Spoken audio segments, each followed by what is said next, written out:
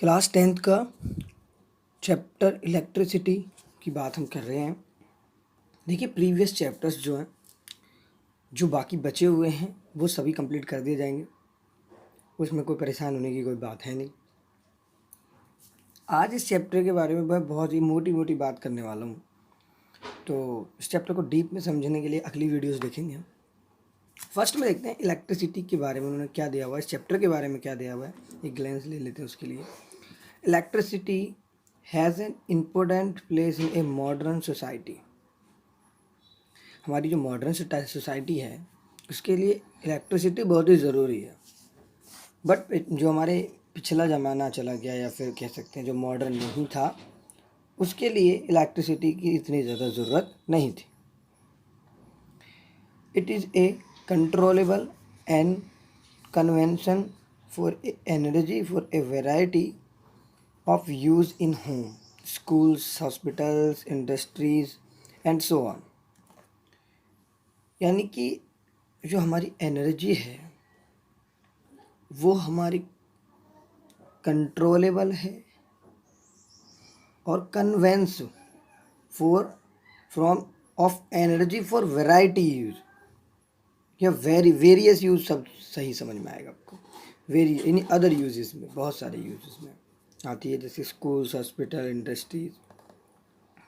आखिर ये बनती कैसे है? What constitutes electricity?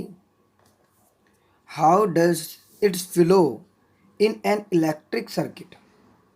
और ये इलेक्ट्रिक सर्किट में कैसे फ्लो होती है?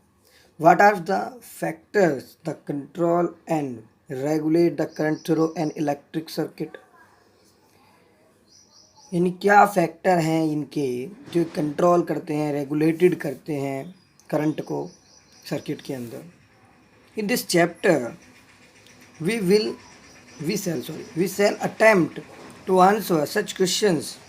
और इस चैप्टर में ऐसे क्वेश्चंस के बारे में पढ़ेंगे, तो चलेगा। मैं we shall also discuss the heating effect of the electric current and its applications, और इसके एप्लीकेशंस के बारे में हम पता करते हैं। तो सबसे पहला पॉइंट है जो मुझे लगता है कि ये फ्लो कैसे करती है, यानी कि how does it flow in an electric circuit. तो बात करते हैं शुरू। तो flow the charge inside a wire, यानी कि ये फ्लो माने होता है इसे बहना, लेकिन ये बहने से मतलब है जो करंट हमारा चलता है ना जो वायर में, उसको फ्लो कहते हैं, ठीक है। तो ये वायर के अंदर कैसे फ्लो हो जाता है। How does a metal conduct electricity? You would think that a low energy electron would have great difficulty passing through a solid conductor.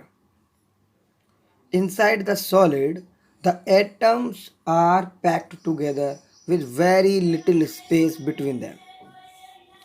अगर आपने मुझे 9th में क्लास में अटेंड किया है मेरे लेक्चर को, तो मैंने बहुत डिटेल में कोशिश की थी बताने की कि एटम्स क्या हैं।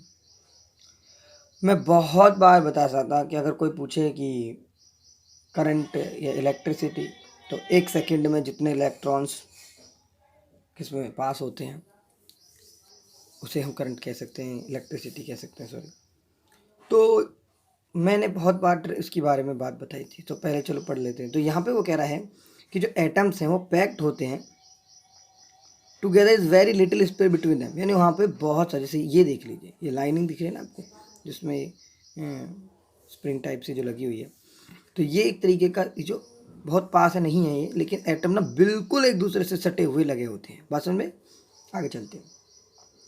But it turn out that the electrons are able to travel through a perfect solid crystal smoothly and easily, almost as if they were in a vacuum। यानी कि इतने मुश्किल होने के बावजूद भी electrons are able to travel, यानी electrons जो है वो एबल होते हैं, यानी कि जा चल सकते हैं ट्रेवल के लिए through a perfect solid crystal smooth, यानी कि एक परफेक्ट सॉलिड के अंदर भी इलेक्ट्रॉन इस कंडीशंस में जहाँ पे एटम्स बहुत ही ज़्यादा टच होते हैं, तो वो उसमें भी वो चल सकते हैं स्मूथली। तो 1 सेकंड में बहने वाली इलेक्ट्रॉन्स की जो नंबर्स हैं उसी को कहते हैं, अगर मैंने कुछ गलत बोला हो तो। देखिए आगे, the motion of A electrons in a conductor. तो मोशन है इलेक्ट्रॉन्स का वो किस में होता है, कंडक्टर में।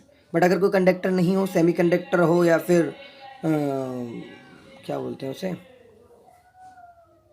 एक तो होता है सेमी कंडक्टर, एक होता है कंडक्टर, हाँ इंसुलेटर जो होता है ना, जिसमें करंट बिल्कुल फ्लो नहीं होता, तो उसमें इलेक्ट्रॉन्स बिल्कुल भी मूव नहीं करते हैं। मैं बताऊंगा क्यों।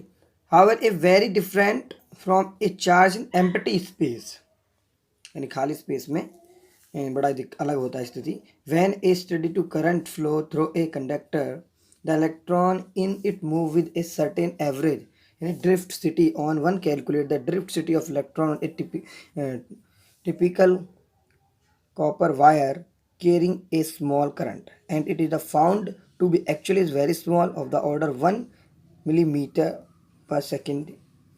How is then that an electric bulb light up as soon as we turn the switch off? यानी कि how is then it is an electric bulb light up soon as we turn to switch on, यानी कि जैसे light आती है current में तो वो स्विच उसका जो क्या कर देते हैं ऑन। इट कैन बी मतलब जल जाता है वो, इसके लिखा गया है। It can not be that the current start only when a electron from one terminal to electric supply physically reach the other terminal through the bulb, because the physical drift of the electrons in a. देखिए मैं आपको बताता हूँ कि थोड़ा मेरी language में समझिए।